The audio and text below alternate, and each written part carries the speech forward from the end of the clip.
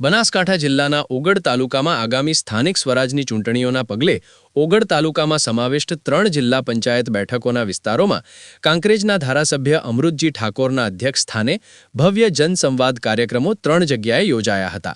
આ પ્રવાસ દરમિયાન કાર્યકરો અને ગ્રામજનોમાં ભારે ઉત્સાહ જોવા મળ્યો હતો।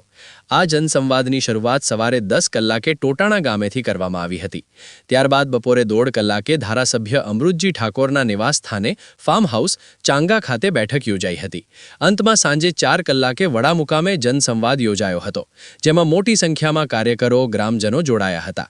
આ પ્રસંગે ધારાસભ્ય અમૃતજી ઠાકોરે કાર્યકરોને સંબોધતા સ્પષ્ટ આહવાન કર્યું હતું કે સ્થાનિક સ્વરાજની ચૂંટણીમાં જિલ્લા પંચાયત કે તાલુકા પંચાયતની સીટ પર ઉમેદવાર ગમે તે હોય, પરંતુ આપણો અસલી ઉમેદવાર હાથનો પંજો છે।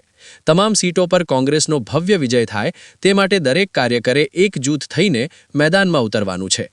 ત્યારે આ જનસંવાદ કાર્યક્રમમાં ધારાસભ્યની સાથે વિસ્તારના નામી આગેવાનો અને પદાધિકારીઓ ઉપસ્થિત રહ્યા હતા, જેમાં ભૂપતજી ઠાકોર, પૂર્વ જિલ્લા પંચાયત સદસ્ય પૂરણસિંહ વાઘેલા, પૂર્વ જિલ્લા પંચાયત સદસ્ય ગોપાલસિંહ સોલંકી, પ્રમુખ કાંકરેજ તાલુકા કોંગ્રેસ શ્રી શંકરજી ઠાકોર, પ્રભારી ઓગળ અને કાંકરેજ તાલુકો મુકેશભાઈ ચૌધરી, પ્રભારી બનાસકાંઠા હરગોવનભાઈ બારોટ, પ્રદેશ ડેલિગેટ મહિપતસિંહ વાઘેલા, પૂર્વ તાલુકા પ્રમુખ।